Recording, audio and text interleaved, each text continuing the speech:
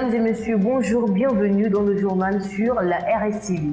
Au sommaire, la journée internationale de l'environnement a eu lieu ce samedi 13 juin 2022 dans la commune de Bonois.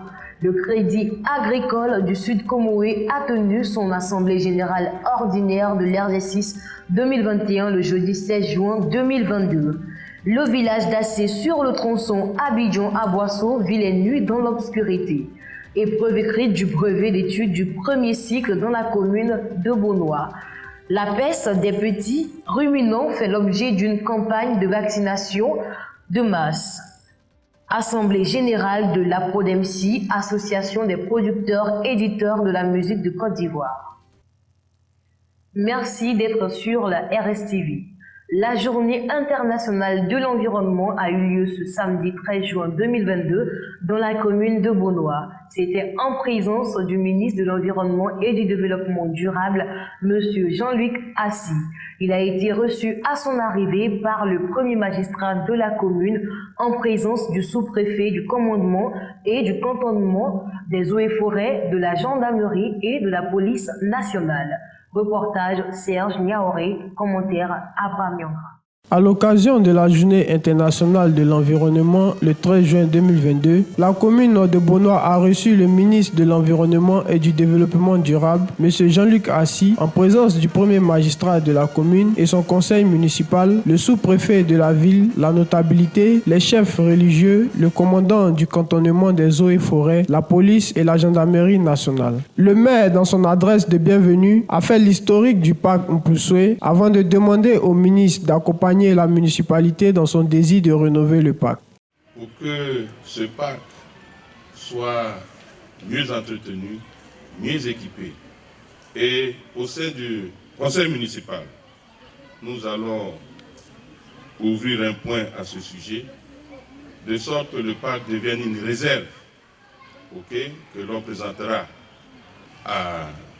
au ministre et qui pourra le présenter bien sûr au Premier ministre, afin que cela soit pris en compte par l'État et que des dispositions pratiques suivent pour que nous puissions profiter et faire profiter ce parc non seulement aux parents de Bonois, mais à la Côte d'Ivoire et au-delà de la Côte d'Ivoire, parce qu'il y a beaucoup de choses à voir.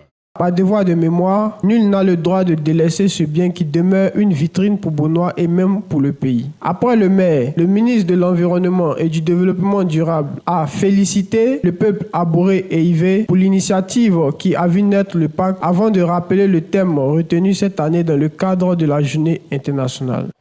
Aux aspects esthétiques, spirituels, récréatifs et éducatifs, des services de soutien qui assurent le bon fonctionnement des écosystèmes.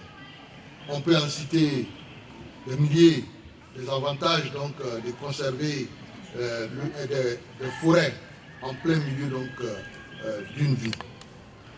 Mesdames et messieurs, malgré nos avancées technologiques, nous dépendons entièrement d'écosystèmes sains et dynamiques pour nos besoins, notamment en eau, en énergie, en nourriture, en médicaments.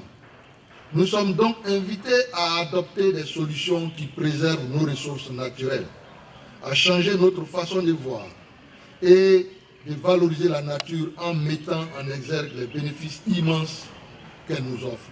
Le ministre Jean-Luc Assy ne perd pas de vue la requête du maire de faire du parc Mpoussoué une réserve naturelle volontaire. Il finit son allocution en ressortant l'importance des espaces verts pour une communauté humaine. Je voudrais vraiment saluer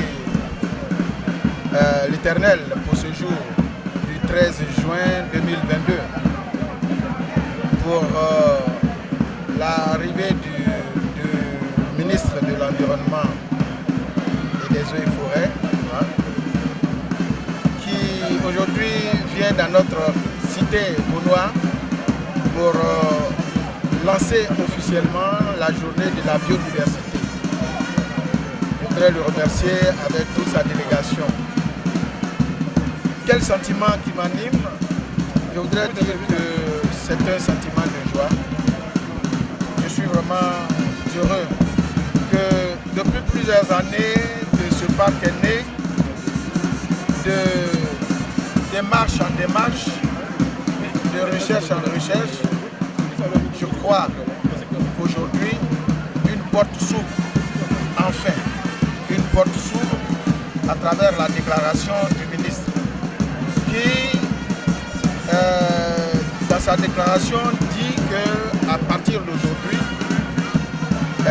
le gouvernement de notre pays va prendre en compte le parc de Boussoué pour aider la population de Bounois, la mairie de Bounois, à s'occuper de ce parc qui est un espace, pour nous un espace sacré au départ, un joyau, un parc féerique où vraiment tous les événements s'y passent, de bons événements. Nous-mêmes avons eu l'honneur d'inaugurer ici en 2007 le premier, n'est-ce pas, la première organisation du Popo Carnaval dans le parc ici, c'était en 2007. Et depuis, nous n'avons pas quitté le parc parce que nous pensons avec tous les autres que c'est un parc qu'il faut encadrer, qu'il faut sauver. C'est un parc qu'il faut mieux organiser. Aujourd'hui, en termes de caractéristiques, c'est vrai que le parc est quelque peu délaissé. Donc nous avons entrepris de le rénover, de créer une piscine, un espace récréatif et puis une galerie pour que les jeunes puissent exposer leurs arts. Donc c'est vraiment une aubaine pour nous lorsque le ministre est venu nous visiter dans le cadre de la journée. Alors aujourd'hui, il faut retenir qu'il n'en possède que 12 hectares. Nous n'avons que 12 hectares. Sur 30 hectares en 79. En 1979. Mais le parc souffre aussi à beaucoup de difficultés. Oui, alors le parc, comme je vous ai dit, la superficie est très grande, le parc n'est pas clôturé et donc il est ouvert et puis malheureusement il se trouve que nous avons un certain nombre de personnes qui s'y trouvent qui ne sont pas toujours de bonne moralité, mais nous essayons de travailler avec eux pour faire en sorte de voir parmi eux, comme je vous ai dit, compris qu'il y a un endroit artistique, voir parmi eux les gens sont disposés à le faire. Il y a toute une réflexion qui a été faite. On a fait des états généraux et des décisions fermes ont été prises par rapport au parc lui redonner son risque d'abord. Alors, les états généraux, en ce qui concerne le volet environnemental, il est dit que dorénavant dans tout lotissement qui se fera dans la commune, dans la sous-préfecture, 15% de la superficie de lotissement doit être réservé à la végétation, soit à la culture, soit à des forêts. Ça, c'est déjà bien avancé. Et puis faire en sorte que les lotissements diminuent, parce qu'on a eu la COP15 qui a fait des certifications. Il faudrait que nous soyons en harmonie avec la vision. Mais c'est une grande joie, c'est une grande satisfaction pour nos populations, pour nous, pour tout le monde. Et c'est ce que nous attendions et puis on l'a reçu. Donc ce n'est une aubaine, nous allons saisir cette chance pour qu'effectivement ce parc soit rénové. Le Crédit agricole du Sud Comoé a tenu son assemblée générale ordinaire de l'exercice 2021 ce jeudi 16 juin 2022. Le Crédit agricole du Sud Comoé, autrement dit CASUDCO, présidé par son directeur Jean Oba, la cérémonie a eu lieu dans la salle polyvalente de la mission catholique. C'était à Bounois, dans la région du Sud Comoé. Le Crédit agricole du Sud Comoé, en abrégé CASUDCO, a tenu ce jeudi 16 juin 2022 son assemblée générale ordinaire. La cérémonie de présentation du bilan de l'exercice 2021 a été présentée par le président du conseil d'administration de la dite structure en présence des membres de la microfinance. La cérémonie a eu lieu à la salle polyvalente de la mission catholique dans une ambiance bon enfant. Voici les impressions du président du conseil d'administration, M. Jean Oba, avec Mo Frank Morrison. Nous venons de tenir notre assemblée générale ordinaire qui s'est soldée par un résultat excédentaire, ce qui a vraiment satisfait l'ensemble de nos sociétaires. Je pense que nous sommes sur la bonne voie. Maintenant, oui, nous savons que nous avons encore de la matière. Nous avons des clients qui sont hors de Beaunois, qui sont au-delà même de notre périmètre d'action, mais qui veulent ouvrir des comptes à Kasudco. Aujourd'hui, on va dire que l'informatique nous a donné des solutions simples et utiles. C'est la digitalisation. Et nous avons opté pour ce produit de digitalisation de nos services. Il ne s'agira plus d'aller construire des immeubles ou des maisons, des appartements sur les territoires du Sud Komwe ou partout ailleurs, mais il s'agira tout simplement d'avoir des points relais. Et à partir de la digitalisation, de l'informatisation, tout est réglé. Nos clients peuvent avoir des prêts, nos clients peuvent déposer leurs fonds partout où ils se trouvent. Et c'est de cette façon que nous allons couvrir tout notre territoire du Sud Komwe et même au-delà. Nous avons tout à l'heure dans les résolutions, nous avons présenté cela à l'Assemblée générale qui l'a adopté à l'unanimité. Et je crois que maintenant, nous avons cette force, cette onction de notre Assemblée générale pour déployer ce produit-là sur tout le territoire du Sud Komwe. Voilà ce que je voudrais dire. Nous avons également un nouveau produit qui est l'auto-assurance. Nous avons constaté que, bien sûr, sur notre périmètre d'exploitation, nos clients, nos parents ont souvent des difficultés pour acheter des produits, des médicaments de moindre coût. Pour 5 000 francs, quelqu'un peut se trouver dans une situation grave et en mourir même demain. Pour 10 000 francs, pour 5 000. Vous savez, c'est une obligation pour une structure qui veut aller de l'avant de se doter d'un moyen de déplacement. Si notre directeur, notre personnel est cloîtré dans les 4 murs du bureau, il va sans dire que ce personnel-là ne va pas toucher l'ensemble de nos clients.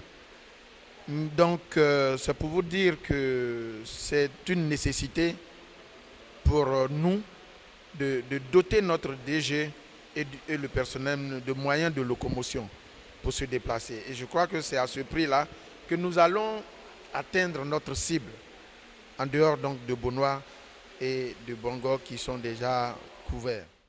Le village d'Assé sur le tronçon Abidjan à Boisseau vit les nuits dans l'obscurité. Pour cause, l'éclairage est quasi inexistant dans le village. Interrogés par une équipe de reportage de la RSTV sur place, les populations n'ont aucune information sur les faits et renvoient l'équipe de reportage chez le chef du village qui, à son tour, les renvoie vers la CIE. Franck Morisson a recueilli le point de vue de quelques riverains dans un élément de Serge Niaoré au commentaire Serge Evra. Le village de Assé sur le tronçon Abidjan à Boisseau, après la ville de Beaunois et les villages de Samo et Médina, vit les nuits dans le noir. Pour cause, l'éclairage public est quasiment inexistant. Interrogés par l'équipe de reportage sur place, les populations n'ont aucune information sur un tel fait et renvoient l'équipe de reportage vers le chef du village qui, à son tour, nous renvoie vers la CIE. Chers amis de la CIE, il n'y a pas de lumière dans les rues de Assé la nuit. Mo Franck Morrison a recueilli le point de vue de quelques personnes. On ne vit pas à l'aise. On fatigue, on souffre même. Parce que le soir, pour avoir allumé, ça n'allume pas. Si ça allume là, il y a un temps qui vient aussi, ça coupe. On reste dans comme ça. Il dit, ah, mais ça là, on peut vivre dans ça. Mais qu'est-ce qui passe et puis les gens qui sont devant là, ils ne peuvent pas regarder ça pour nous. Si on a resté comme ça, c'est pas nous, c'est pas bon. Voilà ce que moi j'ai dit. Bon, moi, je suis étudiant. Actuellement, ici, ici assis ici auprès de mes parents. Bon, ça fait pratiquement 2 semaines. Bon, on vit se calmer ici assez. Bon, pas de 18 heures, bon, on ne voit plus rien. Dans les ménages, bon, les ampoules s'allument, mais au bord, les lampadaires ne s'allument pas. En tout cas, ça nous pose beaucoup de problèmes, quoi. Donc, si la CIE peut essayer de revoir cela, ça va nous faire le moment plaisir. Bon, pour la population, bon, dans ces temps-ci, on voit qu'il y a eu beaucoup de vols. Parce que les gens profitent de ça pour aller voler dans les champs et autres. Et puis aussi, bon, pour ceux qui travaillent aussi, ça les empêche de travailler correctement. Et puis, en conséquence, nous aussi là, il fait très chaud actuellement. Quand on coupe au courant comme ça, bon, ça nous donne beaucoup de problèmes. Voilà. Bon, on m'a fait, mais on connaît que le courant est maintenant tout venir. On peut se faire, on peut se faire semaine, flamme, ça va être bon. Liberté. En plus, simplement, nous connaissons mais la manière de mener. Le problème, c'est mal au famille. Voilà. Nous connaissons. Voilà. On courant est maintenant. On peut se rendre d'où on peut se rendre. Parce que quand on peut se faire des là. Alors, ni liberté. Moi, je ne sais pas si c'est ni liberté. Donc, on peut se rendre. Donc, vraiment, l'État m'a tué à faire main. Voilà, encore un beau problème là. Voilà, on peut se rendre. Parce que liberté, ce coup-là, il y aura bien fini. Voilà.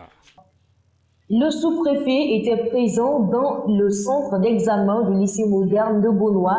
C'était le 13 juin 2022. Suivant le calendrier établi par le ministre de l'Éducation nationale relatif aux examens, les épreuves écrites du brevet d'études du premier cycle ont débuté ce lundi 13 juin 2022 sur l'étendue du territoire national.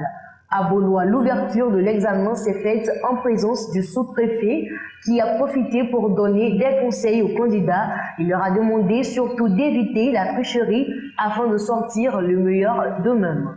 Résumé par Serge Niaoré dans un commentaire d'Yves Kwame. Suivant le calendrier établi par le ministère de l'Éducation nationale relatif aux examens à grand tirage, les épreuves écrites du brevet d'études du premier cycle ont débuté le lundi 13 juin 2022 sur l'étendue du territoire national. Ce jour, dans le centre de composition du lycée moderne de Beaunois, en présence du sous-préfet de la ville et de la municipalité, la police et la gendarmerie veillaient au grain. Le lundi, très tôt, les élèves de 3e ont pris d'assaut les centres d'examen du brevet d'études du premier cycle BPC. Objectif, répondre à la convocation du ministre qui les invite à se présenter dans les différents centres retenus pour l'examen du BPC. L'équipe de reportage de la RSTV met le cap sur le centre du lycée moderne de Beaunois. Le secrétariat de l'examen est ouvert. Les examinateurs se bousculent pour que tout se déroule dans les conditions requises. Le chef du secrétariat donne les instructions de base. C'est en ce moment que la municipalité et le sous-préfet arrivent dans le centre pour prendre part au lancement de la première épreuve. Une salle pilote est rapidement choisie. On passe à la vérification des colis contenant les épreuves. Juste après cette vérification, le sous-préfet prodigue des conseils aux candidats.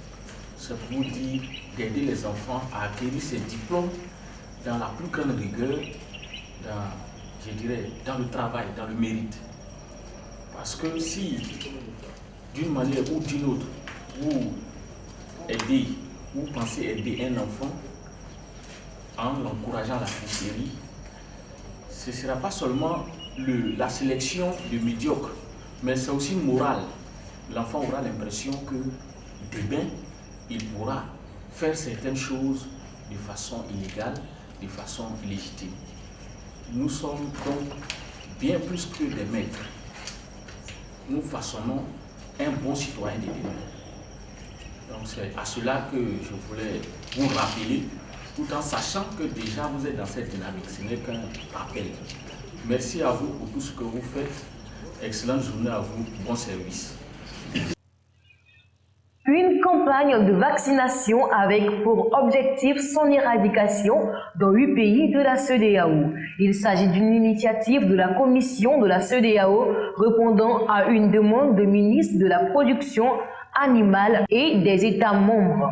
Cette campagne a bénéficié du soutien financier de la coopérative suisse. Reportage Franck Morrison, commentaire de Obo Nyangra. La lutte contre la peste s'intensifie. La campagne de vaccination de masse contre la peste des petits ruminants a démarré. Elle a été lancée à Boisseau dans le sud Komwe. Il s'agit d'une initiative de la Commission de la CEDEAO répondant à la demande des ministres de l'Agriculture et de la Production animale des États membres. Cette opération bénéficie d'une aide financière de la coopération suisse. C'est dans ce contexte que les ministres des Ressources animales et halieutiques ont entamé la campagne de vaccination de masse contre la peste des petits ruminants dans l'espace CEDEAO. Par ailleurs, cette campagne de vaccination coopération répond à la demande des ministres de l'Agriculture et des Ressources animales de la Côte d'Ivoire, de la Gambie, du Ghana, de la Guinée-Bissau et du Sénégal pour lutter contre la peste et son éradication. La Direction du développement et de la coopération suisse, à travers Madame Anne Lougon-Moulin, a fait savoir que cette campagne vise à favoriser la résilience des 8 pays de la région. La campagne de 2022 générera près de 5 millions de doses de vaccins. La part de l'élevage dans le PIB agricole est de 44%, avec une moyenne de plus de 60 millions de têtes de bétail. Engagé à l'accompagner pour son éradication jusqu'à l'année 2030. C'est l'objectif et pour cela que nous sommes ici, pour lutter contre la maladie de cette espèce animale. Que la CEDEAO, ayant compris cela, a cherché à aider nos États à concevoir un programme commun dans lequel la vaccination synchronisée, comme on l'appelle à l'échelle de l'ensemble des États, soit conçue comme étant un outil efficace pour venir à bout de cette maladie-là. C'est très important pour nous que la population qui vit du petit élevage, de ces petits ruminants, puisse traverser ces périodes de crise sanitaire de manière conséquente et c'est pour ça qu'on appuie ces vaccins.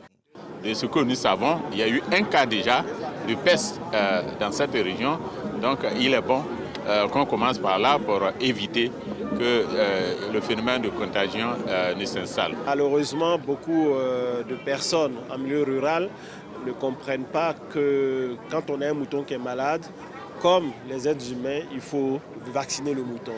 Et la peste des petits ruminants est une maladie très contagieuse et radicale, très dangereuse qui décime tout un troupeau de façon générale. Et il était bon que cette maladie qui a été découverte en 1942 en Côte d'Ivoire justement puisse avoir des réponses structurantes pour son éradication à l'horizon 2030. L'Assemblée générale de l'APRODEMSI, l'association des producteurs de musique et éditeurs de Côte d'Ivoire, a eu lieu le vendredi 17 juin 2022 dans la salle Jean-Marie Adjafi du Palais de la Culture. Le programme de la réunion était d'élire un nouveau président pour l'association. Au cours de la réunion, plusieurs participants ont donné leur avis. D'abord, je suis content que les producteurs qui sont les bailleurs de fonds de la musique se réunissent de nouveau pour pouvoir essayer de réveiller leur association qui est très très importante. Parce que le chanteur, il chante, si l'album ne marche pas, il va faire un autre album avec un autre titre. Mais le producteur, lui, il a mis de l'argent. Donc s'il a perdu de l'argent, c'est mort. Il faut qu'il trouve un autre chanteur qui marche pour pouvoir gagner de l'argent. En fait, la production avant, on gagnait beaucoup plus d'argent. Moi, j'ai produit 3 albums d'Espoir 2000. J'avoue qu'on a gagné de l'argent. Mais aujourd'hui, même si je produis Espoir 2000, ce n'est pas évident que je gagne de l'argent. C'est ça. Donc, il y a des éléments. L'État de Côte d'Ivoire a signé des documents où il y a la copie privée. Et dans la copie privée, les plus importants qui peuvent gagner de l'argent, ce sont les producteurs. Mais tant qu'ils ne sont pas organisés, c'est le bureau là qui va gérer. Mais s'ils sont organisés, le bureau là ne peut pas gérer et les droits d'auteur et la copie privée. Ce n'est pas possible. Enfin, il y a 2 copies privées. Il y a une copie privée pour les chanteurs, les musiciens, et puis pour les producteurs. Aujourd'hui, le bureau là gère les droits des producteurs. Mais ils n'ont pas le droit. Et la loi autorise donc la création d'une nouvelle maison pour gérer les droits voisins. C'est ce qu'on appelle ça, les droits voisins. Donc, c'est les producteurs qui sont à la base, qui seront à la base de la création de cette maison qui va gérer les droits voisins.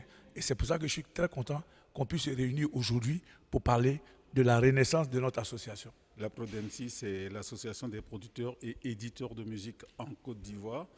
Ça fait un bon moment qu'on ne s'était plus réunis. La première cause, c'était la Covid 2019. La deuxième cause, c'était la maladie de notre président qui ne parle plus. Et donc, il était important de renouveler les organes de l'association.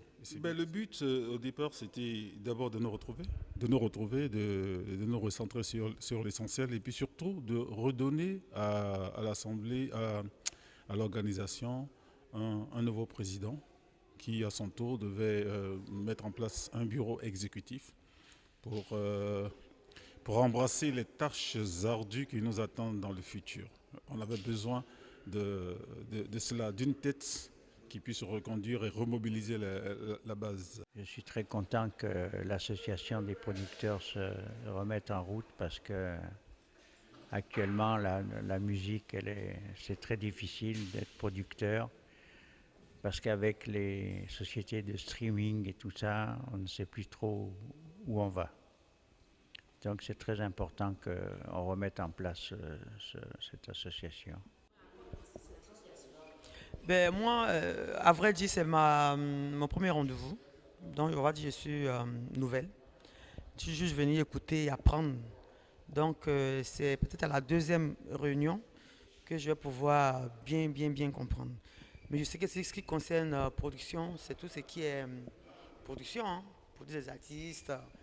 Et puis, voilà, essayer de se mettre ensemble, puis faire un bon travail. Je pense bien, donc voilà. Mais je pense que c'est une très bonne idée. J'adhère, déjà même j'adhère l'idée. Ça me plaît bien d'essayer de faire une association des producteurs parce qu'à chaque fois qu'on va dans les spectacles, on les awards des artistes, des managers, mais pas de production, pas de producteurs. Et cette idée est vraiment bienvenue. Ça nous permet aussi à nous de faire aussi notre award aussi de producteurs, pourquoi pas, pour nous encourager. Parce que quand on dit artiste, c'est d'abord la production. Les artistes viennent après. Donc l'initiative, elle est vraiment bien arrivée. Et moi, j'adhère. Ben, moi, je pense que d'abord les producteurs, c'est déjà des chefs d'entreprise, donc ils ont déjà des moyens. Mais ce que moi je peux rajouter, c'est qu'il faut qu'on se soutienne au fait. C'est-à-dire, si moi j'ai un événement en tant que productrice, il faut que les autres producteurs viennent me soutenir. C'est ce petit truc-là que, franchement, j'insiste là-dessus. Moi, je pense que les producteurs ont déjà, quand on dit producteur, c'est celui qui a l'argent, qui sort de l'argent. Donc, je pense qu'ils ont déjà ce qu'il faut pour produire. Donc, ce n'est pas un problème. À l'issue de cette séance, la présidence provisoire de l'APRODENSI est immédiatement confiée à Antonio Dawandi, qui remplace Henri Catier, malade depuis un bon moment. L'Assemblée générale est donc reportée au 30 juin prochain. C'est donc sur ces images que prend fin ce bulletin d'information. Nous vous disons merci de nous suivre et à bientôt pour d'autres informations.